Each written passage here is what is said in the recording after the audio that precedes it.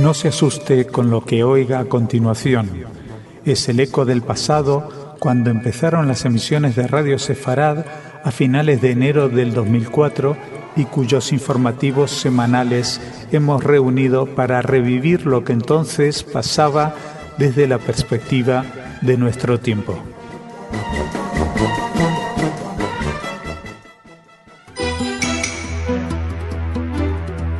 Señoras, señores, bienvenidos a nuestro espacio informativo. Les hablamos de las medidas de buena voluntad entre Israel y la Autoridad Nacional Palestina. También les vamos a hablar de un artículo en The Guardian que ha, desde luego, despertado muchísima polémica. Además, nos vamos a acercar a unas declaraciones realizadas a la cadena SER por el líder de una sucursal de Al-Qaeda que hacen esperar amenazas en España, y terminaremos con un cartel publicitario de bastante mal gusto que en Italia ha creado muchísima polémica también. Todo esto será en la primera parte de nuestro informativo. En la segunda, Ana nos va a traer noticias de corte cultural, pero empezamos junto a Jordi. ¿Cómo estás? Muy bien, Masha. Bueno, cuéntame, ¿cuáles son estas medidas de buena voluntad? Bueno, parece que poco a poco palestinos e israelíes se van acercando, ¿no, Masha? Aurora Digital se hizo eco ayer de una reunión celebrada entre el jefe del Comando Central del Ejército Israelí y funcionarios palestinos, de la que resultó la aplicación de medidas de buena voluntad. Un comunicado oficial del Ejército afirma que, además de discutir diversos temas relacionados con la seguridad, se llegó a varios acuerdos respecto a la movilidad de los palestinos. El mismo comunicado aclara también que las fuerzas de defensa israelíes continuarán operando con firmeza contra el terrorismo, al tiempo que sostendrán el enlace y la coordinación con las autoridades palestinas a fin de mantener la rutina diaria y la seguridad de todos los residentes de la región de Judea y Samaria y el Estado de Israel. Les digo más o menos algunas de las medidas. Por ejemplo, la entrada de turistas a Belén se permitirá a través de todos los cruces. Se van a eliminar los permisos de entrada a Belén para 50 guías turísticos israelíes. Además, se va a abrir también para el acceso libre de los palestinos el cruce Ad-Dariya al suroeste de Hebrón. Restricciones menos rigurosas para los empresarios palestinos en los cruces de seguridad. También la ruta de Keidar, cerca de Malea Dumim, se va a abrir para la circulación de los palestinos. 60 cortes de rutas adicionales van a ser removidos a lo largo de toda la región de Cisjordania, y los ciudadanos árabes israelíes podrán viajar a través de todos los cruces de seguridad situados a lo largo de la cerca de seguridad en toda la región. Decías, Jordi, que parece que se acercan. Bueno, pues da la impresión de que son esas medidas de buena voluntad que se está hablando, desde luego, y que todas esas negociaciones indirectas a las cuales no tenemos teniendo acceso están llegando a algún tipo de lugar. A lo que sí hemos tenido acceso es un artículo de The Guardian que, vaticino, se va a hablar muchísimo, y muchos articulistas anti-israelíes pues van a hacer su verano con este artículo. Así es, Masha, porque el protagonista no es otro que el presidente israelí, Shimon Peres, quien desmintió categóricamente el lunes haber propuesto a Sudáfrica un intercambio de armas nucleares cuando era ministro de Defensa en 1975. El desmentido responde al diario británico The Guardian, que cita en su edición del lunes los informes de una serie de encuentros secretos durante los cuales Shimon Peres, entonces ministro de Defensa, habría ofrecido a su homólogo sudafricano en tiempos del apartheid intercambiar armas nucleares de 3 tallas diferentes. Peres fue tajante al afirmar que no hay ningún fundamento real a las alegaciones publicadas por el rotativo inglés. Sí, pero The Guardian explica que además esta sería la primera prueba escrita de que Israel cuenta con armas nucleares. Ya saben que Israel no lo afirma ni lo desmiente. Hubo una respuesta de la embajada también, del portavoz del gobierno, diciendo que no existe ninguna base real para esas declaraciones, y que Israel nunca negoció ningún intercambio de armas nucleares con Sudáfrica, y que además lamenta el Estado de Israel la decisión de publicar un artículo de ese estilo sin ninguna investigación real, ni haber preguntado a medios oficiales. Todo esto suponemos que va a dar bastante más que hablar. Nosotros, en cualquier caso, seguimos. Por cierto, que estos supuestos documentos habrían sido descubiertos por un historiador norteamericano, Sasha Polakov-Suransky, mientras investigaba un libro que habla precisamente de las relaciones entre Israel y Sudáfrica. Y como les decía al principio, ahora vamos a una noticia que implica a España. En una entrevista concedida a la cadena SER, el líder del grupo salafista libanés Osbat al-Asnar sucursal de Al-Qaeda en este país, advirtió a España de que Al-Ándalus volverá a ser un califato islámico. En la primera entrevista concedida por este grupo a una mujer, el líder terrorista afirma que Al-Ándalus fue un área islámica y algunos líderes empezaron en Al-Ándalus y muchas ciudades europeas tienen la cultura y el arte de Al-Ándalus. Según él, cuando los musulmanes empezaron a separar esta zona, empezaron a no ser fuertes y los cristianos volvieron, por eso los líderes actuales tienen que aprender. Bueno, la verdad es que suena a unas preamenazas. Lo cierto es que decía también este portavoz que si una mujer está viva verá que su vida es más confortable, refiriéndose a la entrevistadora, que si ella está viva para entonces notará que su vida es más confortable en un Estado islámico, que si no está viva serán sus hijos quienes vivan bajo la autoridad islámica. La entrevista fue realizada en un campamento situado en el sur del Líbano y por supuesto también se habló de la FINUL, que como saben cuenta con tropas españolas que están ahí desplegadas, y el líder salafista dijo que las tropas internacionales no están ocupando la tierra, que hacen un buen trabajo para la gente civil en el sur del Líbano, que paran los movimientos terrestres de Israel. O sea que una vez más el gran enemigo siempre ya saben que es Israel. En cualquier caso, la verdad es que dan miedo esas declaraciones y terminaremos ahora mismo hablando de la banalización publicitaria. Pues sí, Masha, la aparición en las calles de Palermo de un anuncio de ropa utilizando a Adolf Hitler como modelo ha generado una polémica en Italia, donde un grupo de ciudadanos y asociaciones ha escrito una carta al presidente de la República, Giorgio Napolitano, para pedirle que ordene su prohibición. En la imagen, el genocida alemán aparece vestido de rosa y en lugar de la esvástica lleva un corazón en el brazo. Debajo se lee "Cambia estilo" y la propuesta en inglés "Don't follow your leader", no sigas a tu líder. La carta, bueno, por supuesto, han llovido cartas. Varias gente ha mandado al presidente napolitano, por ejemplo, la Asociación Nacional de Partisanos, que también ha pedido la retirada inmediata de los carteles porque ofenden a todos aquellos que combatieron para batir al nazifascismo y que además viola los principios democráticos y constitucionales. El creador de la campaña, Daniele Manno, defiende obviamente la iniciativa y asegura que no debe considerarse una apología del nazismo, sino más bien todo lo contrario. Una vez más dicen que han ridiculizado a Hitler, que eso hace que los jóvenes sigan su propio estilo y eviten dejarse condicionar por los líderes. Una vez más hablamos de ese límite, ¿no?, de la utilización de figuras tan terroríficas, en este caso con unos fines meramente comerciales.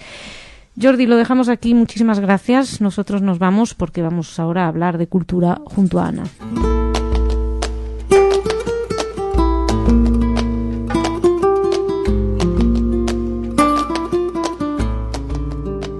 Ana, bienvenida, ¿cómo estás? Muy bien, gracias, ¿qué tal? Muy bien, esperándote, impaciente, cuéntame. Bueno, empiezo en Lorca. Últimamente en Lorca hay una cantidad impresionante de actividades judías desde que descubrieron hay una sinagoga, restos arqueológicos, pues no paran de organizar cosas.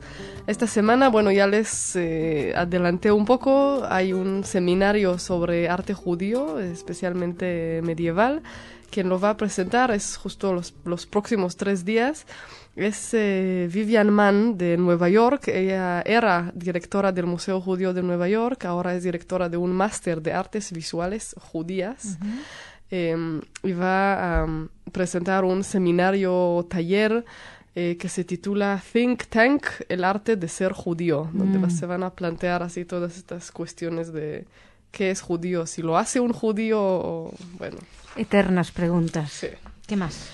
Y nos vamos a Kafka, que recuerdan hace unos 2 años se descubrieron unos manuscritos ocultos que tienen las hermanas Offe, que son las herederas de quien era la secretaria de Max Brod, que vamos a recordar que Kafka le encargó que quemara su obra.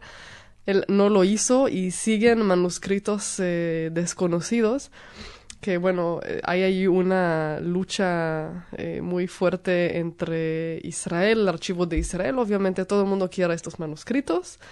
Yo estoy a punto de entrar en la pugna también.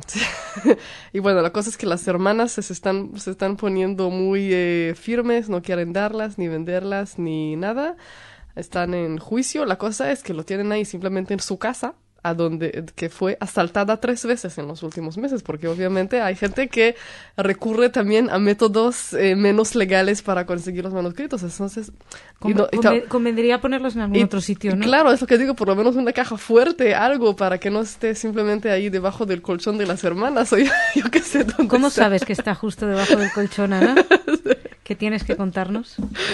¿Qué más? Bueno, si un día ven que yo de repente publico manuscritos inéditos de Kafka, ya sabrán.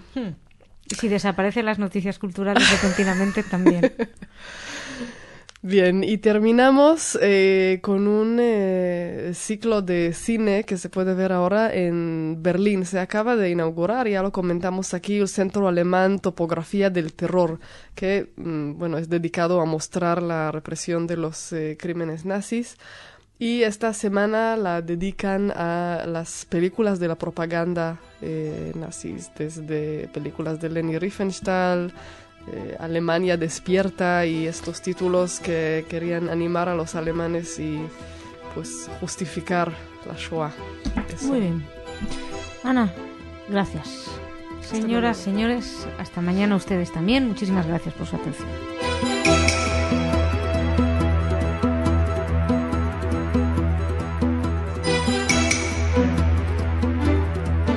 Señoras, señores, bienvenidos a nuestro espacio informativo. Condena al boicot palestino. Bueno, lo condenan en Israel, se lo vamos a contar. También les vamos a hablar de las relaciones entre Irán y Rusia debido a la venta de armamento, además de acercarnos a Salónica, donde ha habido un acto antisemita. Y les vamos a hablar de unos nuevos descubrimientos o unas nuevas noticias según las cuales Stalin habría evitado que se asesinara a Hitler. Todo esto será en la primera parte del informativo. En la segunda, Ana nos va a traer noticias de corte cultural. Empezamos junto a Jordi. ¿Cómo estás? Hola, Masha, muy bien. Bueno, boicot palestino. Así es, el primer ministro israelí Benjamin Netanyahu condenó el boicot comercial de la autoridad palestina a los asentamientos judíos y dijo que las medidas terminarán siendo perjudiciales para ellos mismos. Netanyahu respondía así a las medidas adoptadas en los últimos meses por la autoridad para castigar cualquier palestino que comercie o traslade producción de algunos de los casi 200 asentamientos en Cisjordania. La semana pasada el Ministerio de Finanzas de la autoridad difundió por todos los hogares de ese territorio un catálogo con 500 productos fabricados en las colonias, advirtiendo de las penas de cárcel y multas que se impondrán a los infractores del boicot. Se han retirado controles militares, se ha aliviado sus condiciones de vida, todo el tiempo se trata de alentar la economía palestina. Estas son palabras del primer ministro Netanyahu, y a pesar de todo la parte palestina se opone a la paz económica y adopta medidas que al final les perjudicarán a ellos mismos. Son las palabras del primer ministro. Según él, Israel se esfuerza por llegar a la paz, explica cómo se removieron esos controles, y además ejemplificó su posición con la actividad desplegada pero finalmente no lograda por la autoridad palestina para evitar que Israel ingresara a la Organización para la Cooperación y el Desarrollo Económico. Y nosotros seguimos, les hablamos ahora otra vez de Irán. Ayer era como que se había llegado a muchos acuerdos, en esta ocasión hay uno al que no terminan de llegar y es con Rusia. Irán criticó ayer a Rusia por incumplir el contrato de suministro de baterías de defensa antiaérea con misiles S-300, transacción a la que se oponen tanto Estados Unidos como Israel. El embajador iraní mostró su descontento, afirmando que es ilógico que Rusia incumpla sus obligaciones y que la negativa a suministrar sistemas S-300 perjudicará a la imagen de Rusia como exportador fiable de armamento. El diplomático iraní subrayó que los S-300 son un sistema defensivo y no contradicen ningún acuerdo internacional sobre venta o proliferación de armas. También criticó el hecho de que Moscú se haya mostrado dispuesto a apoyar la imposición de sanciones contra Teherán por sus ambiciones nucleares, y además acusó a Estados Unidos y a Israel de estar presionando a Rusia para impedir que venda a Irán estos 5 S-300 a los que Moscú se había comprometido en el 2007 después de firmar un contrato para la entrega de esos sistemas por valor de $800 millones. De hecho, según la agencia Interfax, esos S-300 están almacenados en las instalaciones del Ministerio ruso esperando a que se cumpla este contrato, pero la operación fue congelada por el Kremlin por motivos políticos, todo en medio de esta nueva etapa de relaciones con Estados Unidos. aunque al parecer Moscú no ha renunciado del todo a esta venda. Los S-300 son considerados más potentes que otros sistemas antiaéreos que Irán ya compró a Rusia hace tiempo, y por eso están queriendo pues modernizarlos con estos S-300 que en principio serían simplemente defensivos, pero que podrían tener, suponemos, alguna utilidad diferente. Y seguimos. Vamos a ir a Grecia, a Salónica. La policía griega detuvo ayer a 3 activistas neonazis bajo sospecha de haber rociado grafiti ofensivo sobre los muros del cementerio de Salónica, según informó un portavoz de la policía. Los 3, incluyendo un menor de 17 años de edad, son sospechosos también de haber intentado incendiar sepulturas en el cementerio. El gobierno griego publicó en su momento una declaración de repudio por este ataque.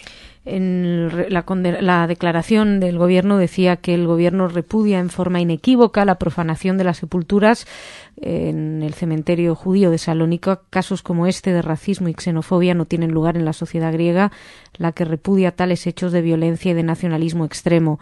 Las autoridades competentes harán todo lo que sea necesario para que los autores de tan execrables actos sean llevados lo antes posible ante un juez. Y esto eran en palabras del portavoz del gobierno, George Petalotis, pero uno se vuelve a preguntar, y perdón que seamos tan pesados, ¿por qué hablan de xenofobia? Los judíos griegos enterrados en Grecia eran griegos, no es xenofobia, es antisemitismo, no xenofobia. En cualquier caso, las svásticas que se rociaron, también se podían leer mensajes como quemar a los judíos, Judenraus, evidentemente, en fin. Vamos a seguir, les hablamos de quien puso muy de moda ese Judenraus precisamente. Según la agencia RIA Novosti, los rusos planearon matar a Hitler por lo menos en 2 ocasiones, pero el líder de la Unión Soviética, Joseph Stalin, prohibió hacerlo, receloso de que Alemania firmara un tratado separado con los aliados. Pocos saben que la cúpula soviética decidió eliminar a Hitler ya en 1941. Primero planeaban hacerlo en Moscú, en el supuesto de que las tropas alemanas ocuparan la capital. Y al parecer la trama que llegó más lejos fue la de 1943, donde se confeccionó un plan para matar a Hitler junto a su plana mayor, pero Stalin, de forma inesperada, desistió del propósito porque tenía miedo de que el entorno del caudillo nazi, del genocida, después de que éste fuera asesinado, firmara un acuerdo con Inglaterra y Estados Unidos a espaldas de Rusia. La segunda oportunidad de terminar con Hitler se presentó en el 44. Ya existía un plan detallado para hacerlo, pero se volvió a oponer Stalin, y todo ello a pesar de que había un hombre preparado para tal misión que se rindió adrede a los alemanes y les inspiraba muchísima confianza. Así que ya ven, Stalin protegió a Hitler. Bueno, Jordi, no sé por qué no me termina de sorprender esto. Jordi, muchísimas gracias. Nos reencontramos mañana con más noticias. Nosotros nos vamos a hablar de cultura con Ana ahora.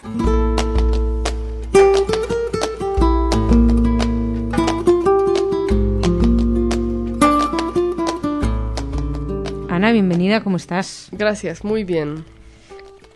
¿Empiezo? Por favor, sí, perdóname, dime.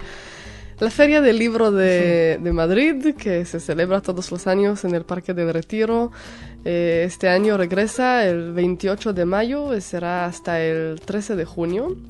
Y como en los últimos años tenemos ahí la presencia de libros de temática judía, una caseta patrocinada por Casa Sefarad de Israel. Esta vez van a compartir esta caseta 4 editoriales: Sefarad Editores, El Olivo Azul, Certeza y Hebraica. Y la cosa es que lo van a repartir, o sea, no es que van a estar los 4, sino primero unos días Sefarad Editores y... Uh-huh. Antes así. Eran 2, ahora son 4. Claro, es que eran Sefarad y Esto va a terminar Hebraica, siendo como el camarote de los hermanos Marx. Que cada día... que siempre va entrando más gente. ¿Sí? Y bueno, habrá presentaciones de libro, que seguramente ya más adelante les daremos más detalle. Uh-huh. Es la caseta 345, que sé que está más cerca de la calle O'Donnell, digamos. 345, perfecto. Muy fácil. Muy bien. ¿Qué más tenemos? Les cuento que se acaban de publicar por las fuentes cercanas a la Fundación Príncipe de Asturias. Se presentaron los candidatos para el Premio Príncipe de Asturias de Comunicación y Humanidades del 2010. Uh-huh. Entre ellos encontramos a Claude Lanzmann. Bueno. Sí, que está ahí, bueno, al lado de algunos, bueno, sobre todo periodistas que están ahí, como por ejemplo Bob Woodward, que era de Watergate, de esta historia. Y, bueno, de los que descubrieron el Watergate. Eso. No estaba implicado él. Exacto, sí, claro, de los periodistas. Así que, bueno, ya veremos si Claude Lanzmann recibe este premio. Y termino con un nuevo libro. Es la primera novela de Natasha Solomons, que es una joven inglesa que vive en Dorset, en Inglaterra, que escribió el libro Mr. Rosenblum sueña en inglés. Es una historia basada en la historia de su... la novela se basa en la historia de su abuelo, que era judío alemán, que emigró a Inglaterra en los años 50, y ella lo interpreta como quizá una manera de olvidar y borrar el pasado de Alemania en la guerra. Está intentando convertirse en un auténtico caballero inglés. O sea, quiere tenerlo todo, convertirse en inglés, que para él una de las cosas que simbolizan ser inglés es tener un campo de golf. Y bueno, son todas las trayectorias del señor Rosenblum. Muy bien, pues tenemos una cita con el señor Rosenblum. Ana, muchísimas gracias. Gracias. Hasta mañana, señoras, señores, muchas gracias. Mañana más.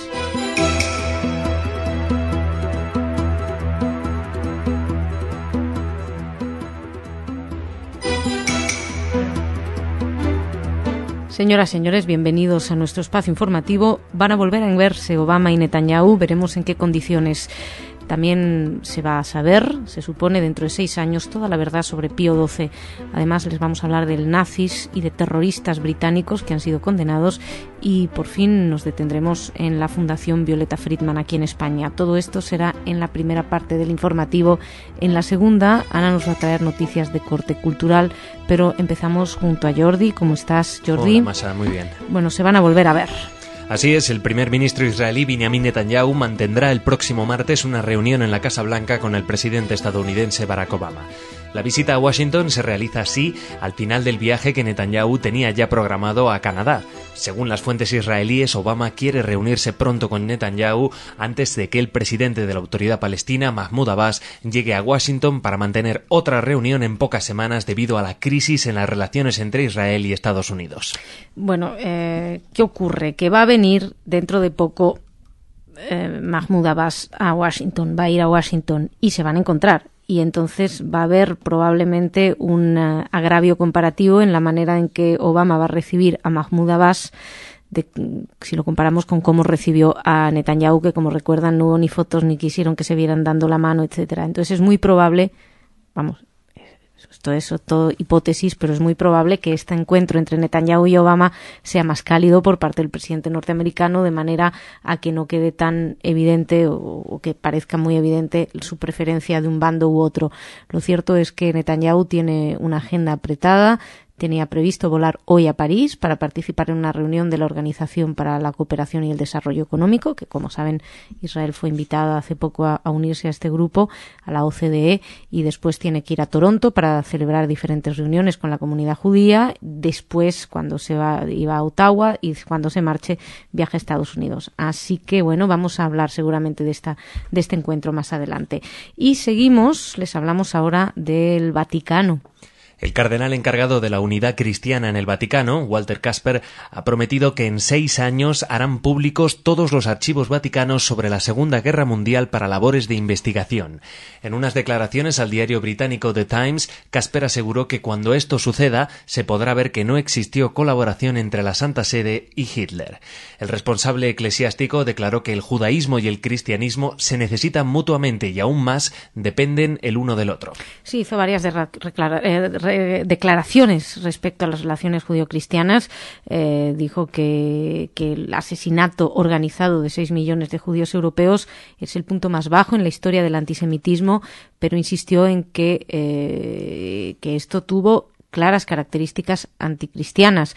De hecho, dijo literalmente que algunas teologías cristianas antijudías con siglos de antigüedad contribuyeron a expandir una antipatía por los judíos de tal forma que una motivación ideológica y racialmente antisemita pudo imponerse frente a la resistencia contra la brutalidad inhumana que no alcanzó la amplitud y claridad que se debería haber esperado. Estas son las palabras de Caspers, que dijo que no es justo que a Pío XII lo llamen el Papa de Hitler y que se quedará todo claro dentro de 6 años. Pues si así se hace, quedará todo claro. Seguimos y les hablamos ahora de una sentencia en Gran Bretaña. 2 individuos británicos, padre e hijo, considerados nazis fanáticos, fueron enviados a prisión por un periodo de 12 años por el Tribunal de Newcastle Crown. Ian Davison, un técnico de sonido de 41 años de edad, se transformó en el primer hombre en Inglaterra y en Gales hallado culpable de delitos relacionados con el terrorismo, incluyendo la preparación del veneno mortal Rising, y fue condenado a 10 años de prisión. Su hijo, Nicky Davison, ex lechero de 19 años de edad, también del condado de Durham, fue encontrado culpable en el tribunal de 3 acusaciones de tenencia de documentos relacionados con el terrorismo y fue condenado a 2 años de prisión. Fundaron un grupo de extrema derecha en Internet llamado Aryan Strike Force, Fuerza Aérea de Ataque. Durante el juicio, a Nicky Davison se supo que tenían previsto derrocar al gobierno porque, según explicaban, están convencidos de que estaba dominado por los judíos. Es un sitio web que fue montado para formar un grupo que esté dispuesto a luchar contra lo que ellos llaman ZOG, que viene a ser la abreviatura de Gobierno Sionista de Ocupación. El fiscal explicó que eran nazis fanáticos, que creen en la superioridad de los blancos, que admiran a Hitler, que odian a los grupos de minorías étnicas, o sea, negros, asiáticos, musulmanes, judíos, a todos. Y lo interesante es que descubrieron este veneno, este tóxico, y que era importante que lo detuvieran antes, los hayan capturado antes de que cometieran alguna tropelía más grave de las que estaban cometiendo, teniendo en cuenta que todavía no se sabía cuáles eran los objetivos y es probable que no tuvieran uno concreto, pero no importa, igual se los puede juzgar. Vamos terminando hablando ahora de una fundación presentada aquí en España. Así es, el martes se presentó en Madrid la Fundación Violeta Friedman por la delegada de Familia y Servicios Sociales de Madrid, Concepción Dancausa, quien estuvo acompañada por la hija de Friedman, Patricia Weiss, y por algunos de sus conocidos. Esta nueva institución recogerá la memoria de esta superviviente de la Shoah 10 años después de su fallecimiento y trasladará el legado de su vida a la sociedad española. La nueva Fundación Violeta Friedman de Madrid propondrá la creación de un centro de memoria del Holocausto en la capital e impulsará la creación de un programa para estudiantes y jóvenes de visita a los campos de exterminio. Entre los que estaban ahí se encontraban gente que conozcamos aquí en Radio Sefarad, pues Aurora Mínguez o Esteban Ibarra, que como saben fue amigo, y de hecho Violeta Friedman es la presidenta de honor del movimiento contra la intolerancia. Violeta Friedman nació en el año 30 y fue deportada al campo de exterminio de Auschwitz-Birkenau en el 44, contaba 14 años, fue asesinada toda su familia, solo ella y su hermana mayor lograron sobrevivir. Y aquí en España se la recuerda especialmente porque le plantó cara al ex-SS, a quien fuera jefe de las Waffen-SS, Léon Degrelle, en Bélgica, que fue de hecho sentenciado a muerte en Bélgica, pero se escapó, vino a vivir a España.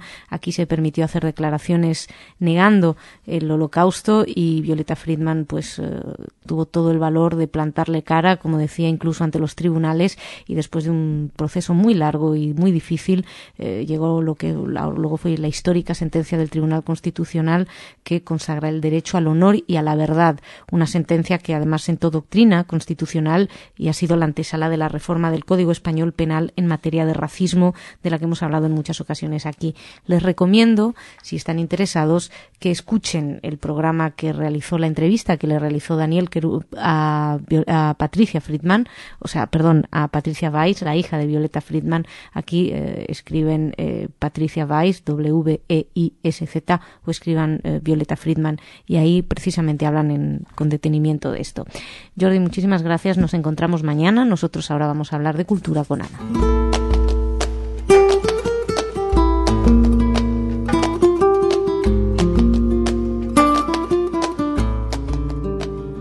Ana, ¿cómo estás? Muy bien, Masha, ¿qué tal? Esperando a que empieces y que me cuentes tus noticias culturales. Bien, empiezo en Calatayud, en Zaragoza. Esta ciudad que tuvo una judería importante inauguró esta semana con la presencia de Rafael Schutz, el embajador de Israel en España, la Replaceta de la Judería, un espacio donde se va a aprender sobre la historia judía sefardí de Calatayud. Parece que además ahí la judería tiene todavía muchos edificios que todavía se pueden visitar. Hay 2 sinagogas, o sea, realmente hay cosas que están ahí hasta hoy y se pueden ver y ahora quizá apreciar y comprender más a través de este nuevo espacio. En Calatayud, bien. Sí.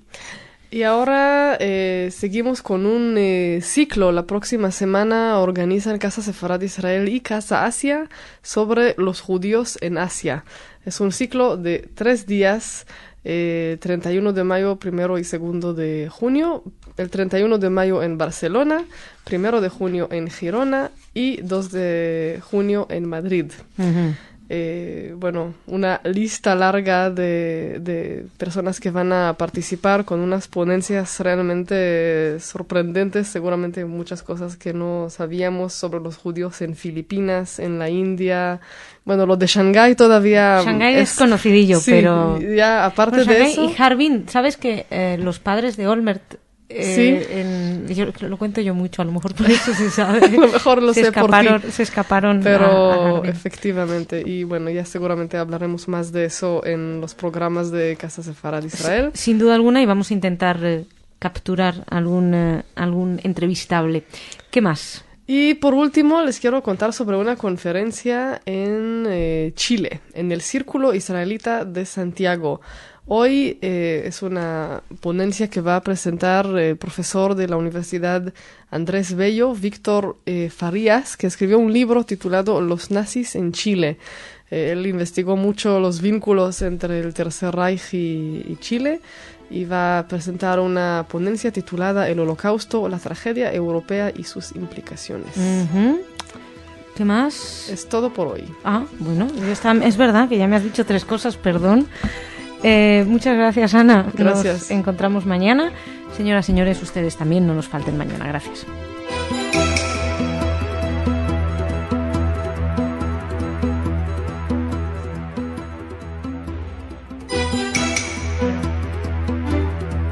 Señoras, señores, bienvenidos a nuestro espacio informativo. Les vamos a hablar del manual del neonazi aquí en España, también de la preocupación que hay en Rusia por las cuestiones de antisemitismo, de unas detenciones en Roma y de un nuevo cementerio profanado en esta ocasión en Polonia.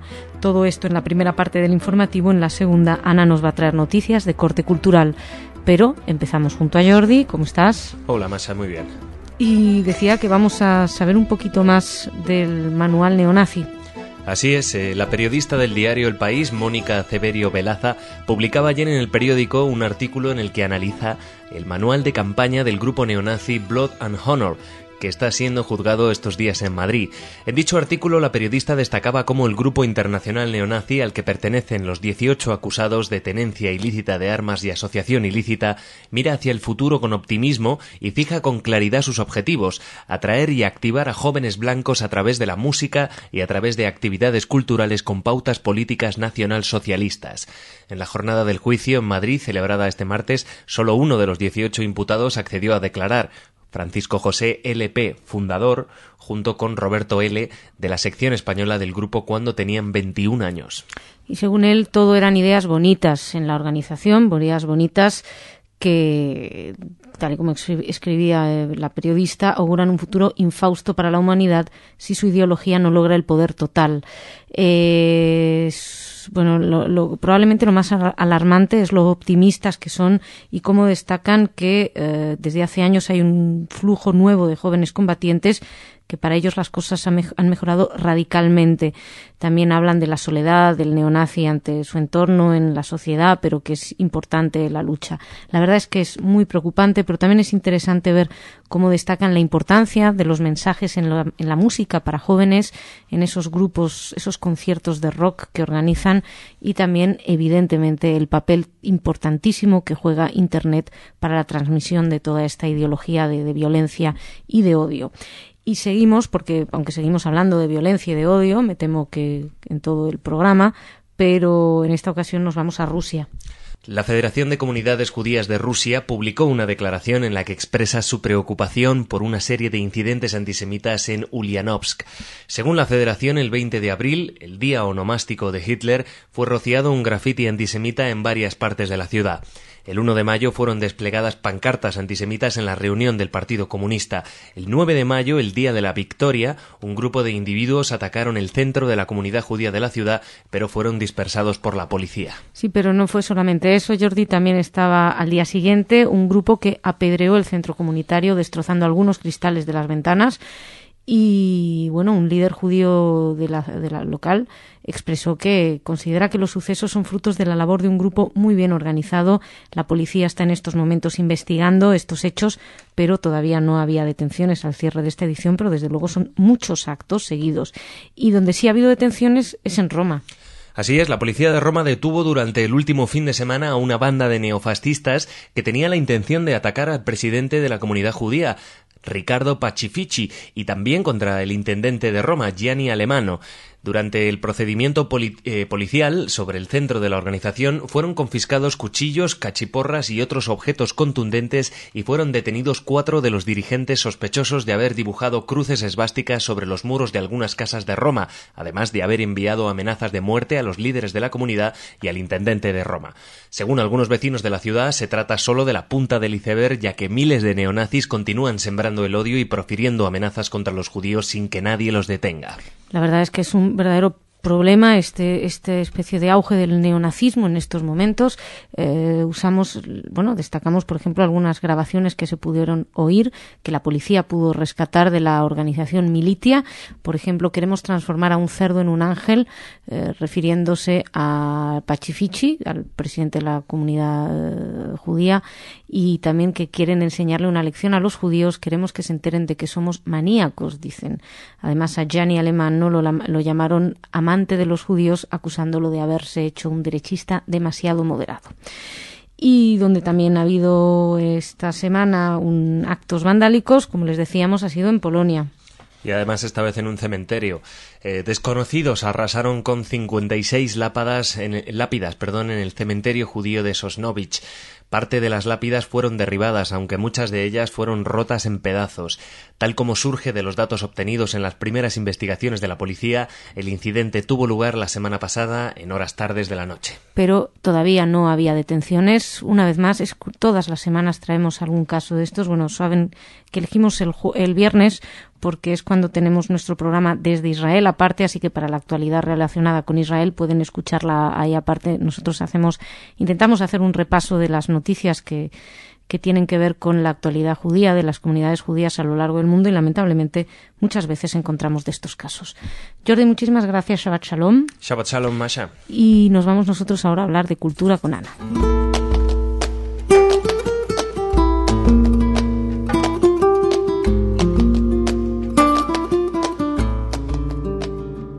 Ana, bienvenida.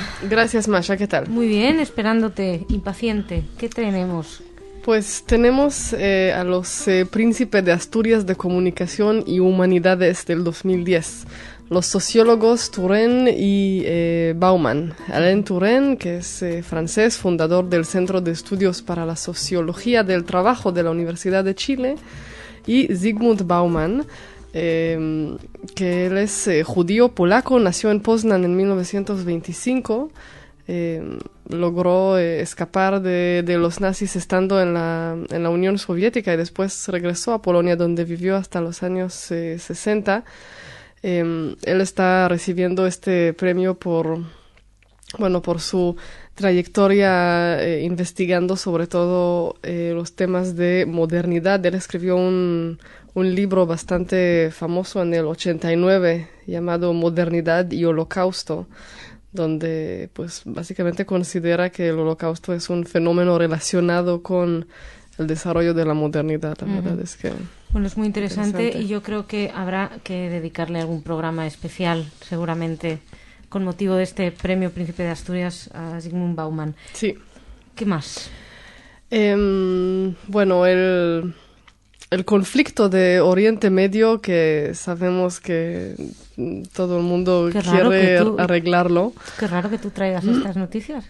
Pues te voy a decir por qué. Porque hay creo que es un cineasta francés marroquí, Mohamed Oulad, que tuvo la idea de hacer un programa de reality, una especie de Gran Hermano, donde en los próximos meses va a encerrar en una casa en Marseille a 6 jóvenes israelíes, a 6 jóvenes palestinos que van a tener que llegar a algún acuerdo de paz. Entiendo por tu mirada. Me he quedado mirando a Ana. Sí. Son así de 17, 18 años, o sea, bueno, realmente entonces, muy jóvenes. Pero que lo hagan con niños más jovencitos. Bueno, él dijo que lo quería así a propósito antes de que hagan los israelíes el servicio militar, que cree que les puede un poco cambiar su actitud, ¿no? Entonces los quiere así como más puros, recién salidos del colegio.